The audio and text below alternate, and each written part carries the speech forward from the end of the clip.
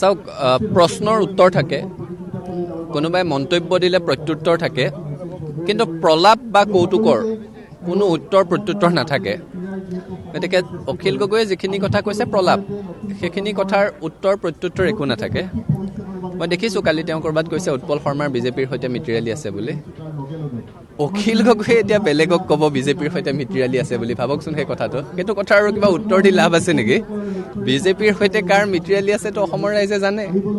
এতিয়া নিৰ্বাচন চমু চাপি অহাৰ লগে লগে তেওঁ কোনবোৰ বিশেষ সমষ্টিত বেছি জোৰ দিব আৰম্ভ কৰিছে, সেই সমষ্টিবোৰত জোৰ দি সেই সমষ্টিবোৰৰ ভোট বিভাজন কৰি তেওঁ কাক প্ৰকাৰান্তৰে সহায় কৰিব বিচাৰিছে, সেই কথাবোৰ অসমৰ ৰাইজেতো বুজি পায় আৰু সময়ত আৰু বুজি যাব।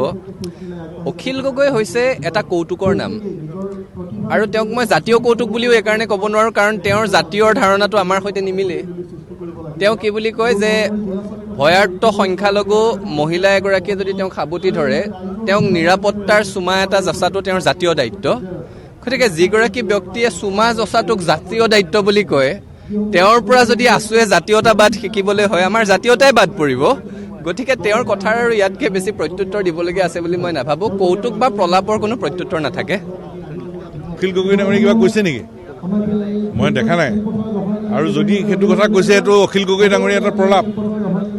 আৰু বামপন্থী ভেজাল জাতীয়তাবাদী নেতা অখিল গগৈ ডাঙৰীয়া এইটো প্ৰলাপ।